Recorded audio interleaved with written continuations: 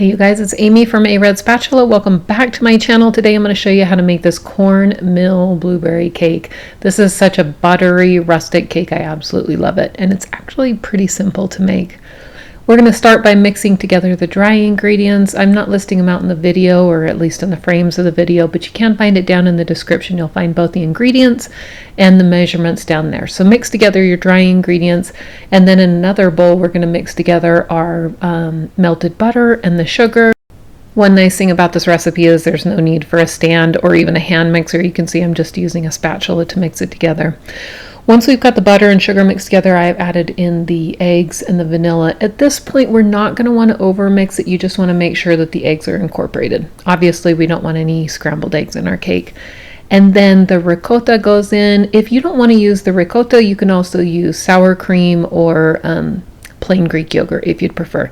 This adds a lot of moisture to the cake, so don't skip it. So again, we're just mixing this until it all comes together, and then we're going to add in our dry ingredients that we have mixed together previously. This is flour, cornmeal, our leavener, and salt. We're going to mix this together. This is going to be, it's a thick batter. You'll notice this.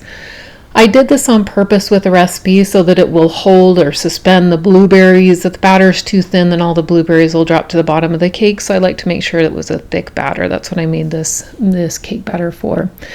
And then you're going to prepare your pan. You can see I did a little parchment circle on the bottom. Now again, because the batter is so thick, it's a little bit tricky to get into the pan. But what we're going to do is we're going to put half of it into the pan, spread it around as best you can. Don't worry too much, because once it bakes, it's going to spread itself out. But this is just to begin with. One note on this is that I've tried it with both frozen and fresh berries, and fresh berries work so much better. They just have less moisture in them than the frozen berries do. So add about half of those berries on top of that bottom half of the batter, and then we're going to kind of spoon the top half of the batter on. It's going to be thick. It's kind of tricky to do over the blueberries. Just do your best. Don't stress too much about it. It is a rustic cake, so it's not meant to be perfect.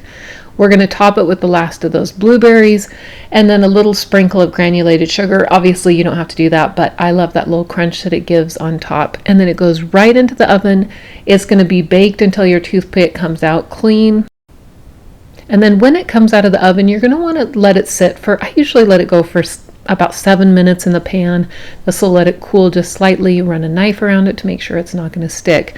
Then we turn it out onto a plate, and then we're going to take a cooling rack on the back of this. This is just so you don't flatten out the top of the cake. I do this so you make sure that it's cooled right side up.